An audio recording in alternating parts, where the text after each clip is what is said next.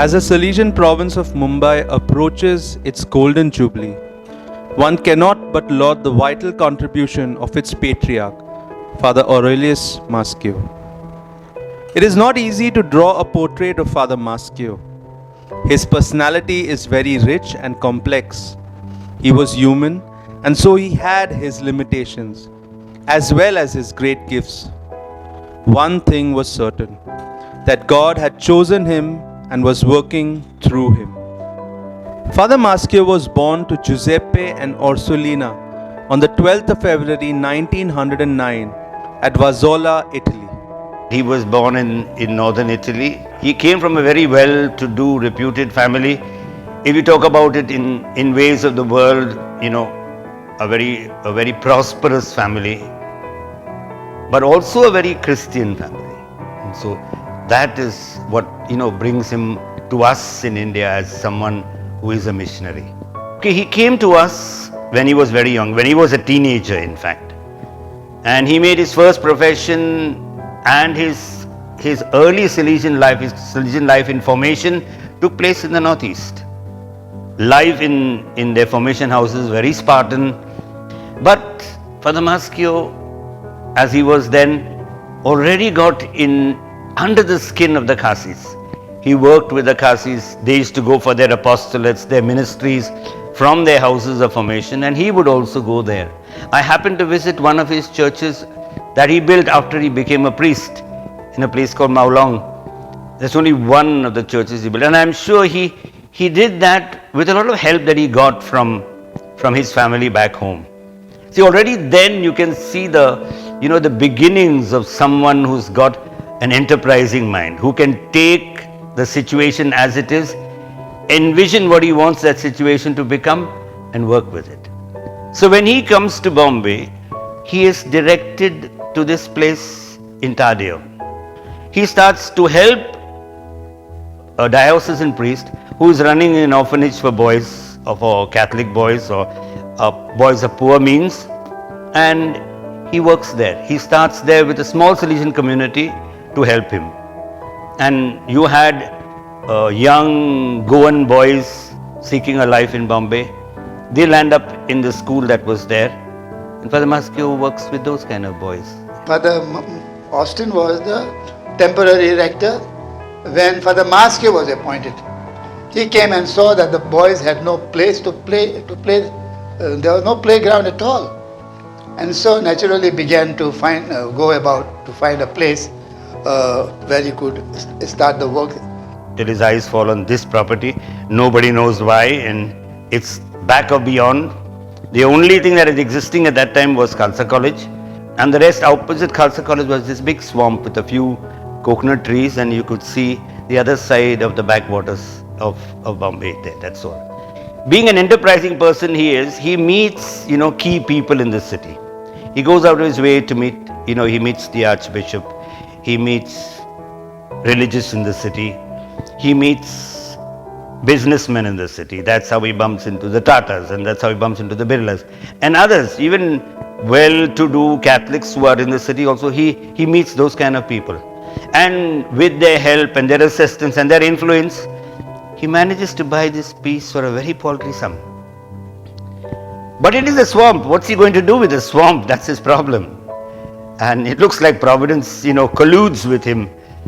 When in 1944 you have the famous explosion in the docks, quite a few buildings were destroyed, and that rubble was sent here or brought here and filled up this place so that we could use it, it could become what it is today. Now, to cart that rubble from there to here was a logistic nightmare.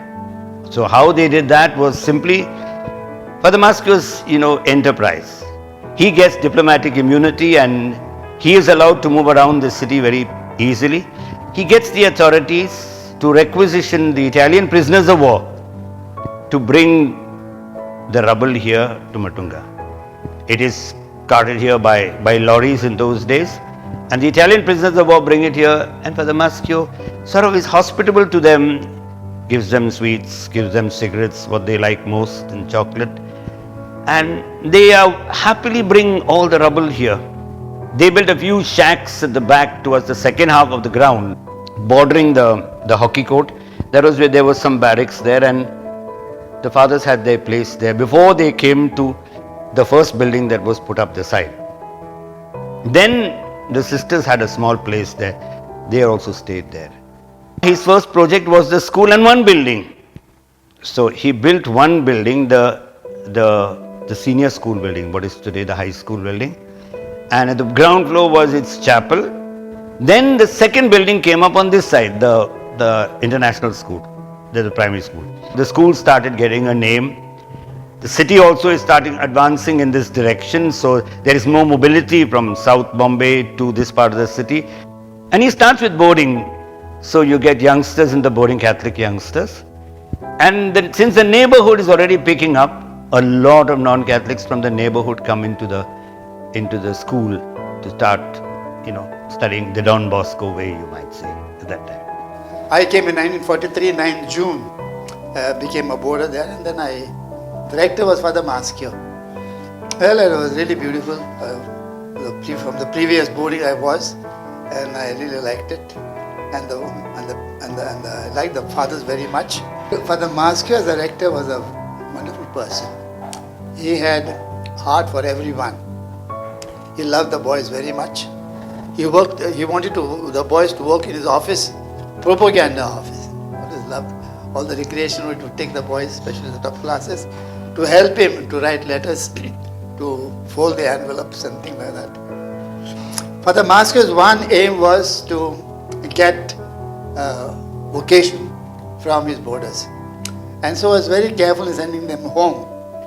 As far as possible, from all the holidays, even May holidays, he would keep the October holidays, May holidays, would keep as many boys as possible with him in the school. Of course, give them a good time, give them a lot of work, time for studies and everything else.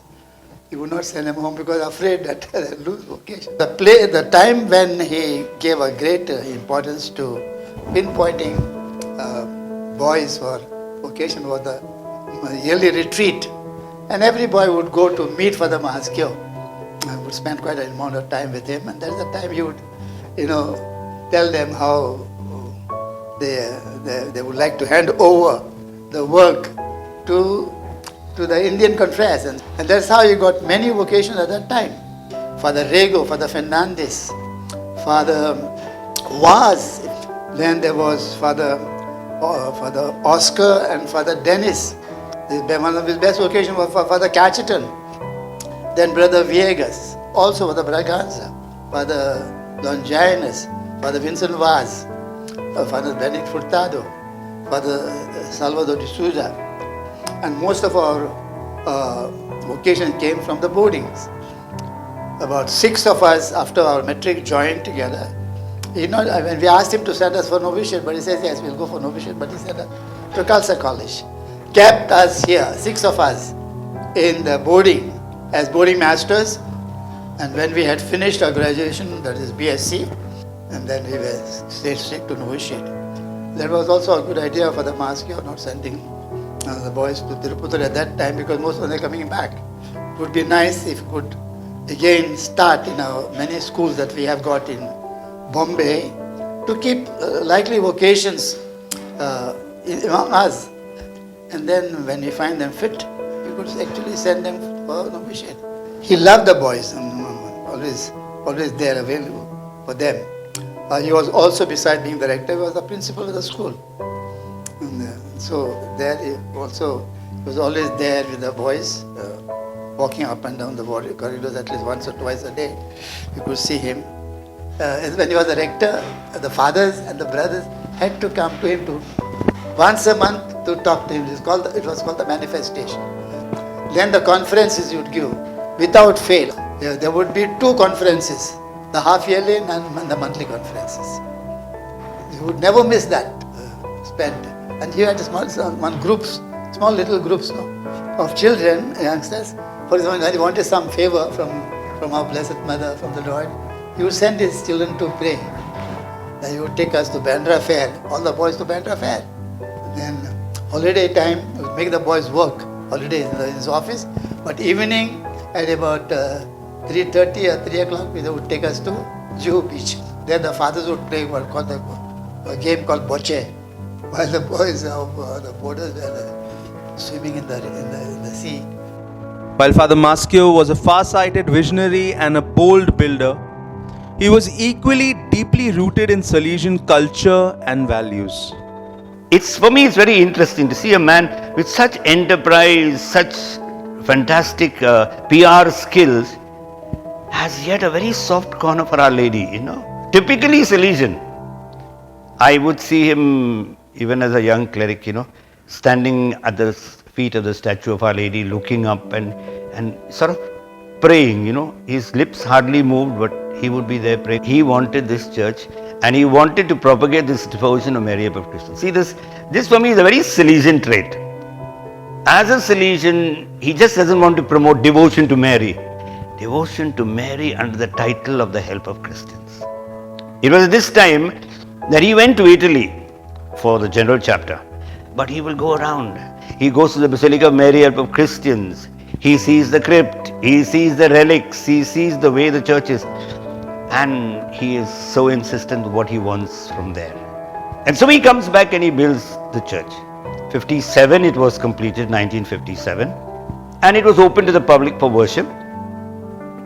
But he wanted it to be officially blessed. And with his contacts, the cardinal whom he knew very well, he managed to get the Pope to come here. But before that, he wanted the church consecrated. So what did he do? There was the consecration of the bishops at the Eucharistic Congress. And among the bishops being consecrated was Archbishop Hubert Rosario. He was rector of Don Bosco Matunga. He was consecrated bishop. And so Father Maschio told him, you must come and consecrate the shrine. So with 8 other bishops, he comes here as co-consecrators and consecrates the shrine. It was his dream come true, completely. Till the end, he always had this great devotion to Our Lady. Even the shrine, he never flaunted around the shrine to say, this is what I built, this is what I built. He never did that. He would get into the shrine, he'd sit down in the crypt, and he'd spend time in prayer. A man, I would say, a living saint. Tremendous devotion to the Blessed Sacrament, to the Eucharist. The solemnity that he gave for the Sunday Mass. Sunday Mass, we had 2 Masses. The Community Mass and the Festive Mass. Every Sunday, 2 Masses for the boarders. Then the way the feasts were celebrated was such solemnity. The Feast of the Sacred Heart, for example. We longed for the Feast of Sacred Heart because we knew that in the evening there would be the consecration of the children to the Sacred Heart of Jesus. And after that, there was a peccatino with a Coca-Cola. We always longed for that and ice cream. To show us a great devotion that we should have to the Sacred Heart of Jesus. A great love for the Holy Father. And whenever there was, when they used to celebrate the Pope's Day, he would send nosegay, wherein the boys would say, offer so many masses, so many rosaries, so many ejaculations, so many visits to Blessed Sacrament for the intention of the Holy Father. And he would send that list, the names, to Rome, to the Holy Father. 37 he started the Madonna, and it has gone uninterrupted through all these years. He had a team of people, his office boys, he got simple youngsters, his college boys, his past pupils, the clerics in the house. He got them to write for the magazine. He got some people who were good in English and who could write articles. His basic thing, it must go into every home. So how do you start a circulation of a magazine like that? You start it by simply going to the closest group of people you have, the kids in the school. So all the kids, irrespective of persuasion, they were given a copy of the magazine and they were made subscribers. Today it's going to about 130 countries. In all his expansion endeavors of Salesian works, he kept his focus on poor and needy youngsters and never compromised on Salesian principles. See, when you've got to expand the province, the important thing you've got to consider is the fact that, all expansion will call for financial, needs. He knows how to touch people, people who are on the high rungs of society. people in the diplomatic corps, people in the industry, because he needs those kind of people. And he doesn't get in touch with them for himself, he gets in touch with them for Don Bosco. If you want to start a foundation, you just have to go to Father Maschio and say, we are thinking of doing this. He wouldn't bat an eyelid, he just say, go, do. And a new house would come up. When the Bombay province went towards the missions, the idea was to work in the villages. That is what happened in Gujarat, in the tribal and the rural belt, and also in Nagar. But after many years of working, suddenly the emphasis was shifted. We realized that in our boardings we are doing a lot of work, but our children are not getting quality education. And then came the idea of starting our own schools. But for schools, we needed a lot of infrastructure, and that is the time the province dipped into the deep pockets of Father Maschio in order to start the very massive structures that were built in all these places. In Chota, there was the residence, the hall and the school building that was built. In Dakor, it was the residence and school building again. In Kawan, there was the residence and school building. In Narokot, the residence, the technical school and the school building. In Kapadawans, there was a center which was supposed to be something for animation. Looking at the infrastructure, it looked very big. It looked extravagant. Father Maschio had that thought that the very best should be given to the poor, and along the same lines, the confreres of that time thought the same. He was concerned and always wanted to know the progress. Every time I would come down to Bombay, he would ask, so how is it going? Where have you reached? When is the inauguration?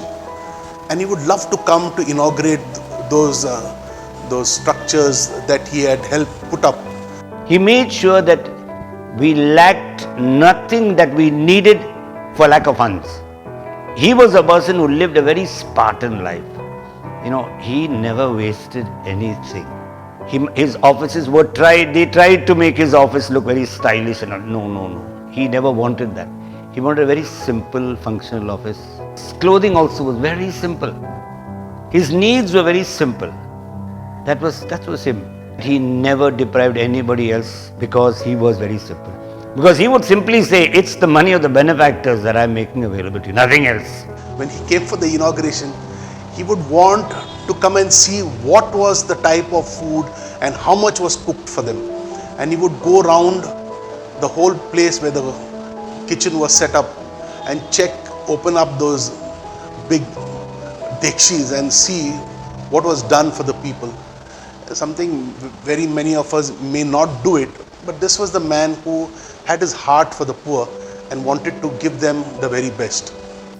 The moment somebody came and immediately put his pen down and then say come in and would sit down, and you could talk as long as you wanted, the person who came. Those who are, totally destitute, he was equally at home. Because I think he would see in them somebody for whom he was sent here. Somehow they left his place not asking for anything more, because they knew the man gave what he could give at that particular moment. Another thing I noticed very interesting, I don't know, it may have been logistics, but he did all his charity well before dawn in the morning. Reluctantly he would allow people to come and take photographs while he was doing this, but he never encouraged it, never. It was enough to go to him and say, Mummy, find it difficult to pay the fees, and he said, don't worry, we will help you. He was always helpful to the poor children. Because he had what he had, he could give what he gave. For me it's a very unfair assessment of a man. That comes from people with very small minds. Especially people who have benefited from his generosity. To have a perspective like, he was the cow waiting to be milked and, just get out of him as much as you can, was a very mean way of looking at such a noble soul. I think if there is a message he has for us is to cherish our benefactors. And all our houses are, are the product of the generosity of our benefactors. I think we could do much more to not only make them feel welcome when they come, but also, to appreciate them by the care we take of what's put at our disposal to use for our ministry. On the 9th of September 1995, he fell victim to the dreaded Parkinson's syndrome, and a series of other illnesses followed. His body was worn out from the sheer exhaustion of putting service before self for 65 years. He was a quiet person. He would meet people. He never liked big displays of affection. He sort of endured, people say that he loved celebrations. He loved to be the center of his birthday celebrations and all. To me, speaking to him personally, he said it makes them happy, it makes them happy. He never sort of sat back and relaxed and retired. He was a Salesian with his boots on practically to the end. He succumbed to his illnesses at 11:45 a.m. on the 9th of September 1996. Indeed, we have a lot to learn from Father Maschio. Like him, we need to have a deep awareness of our vocation. And like him, we need to have a strong sense of faithfulness to our Christian call.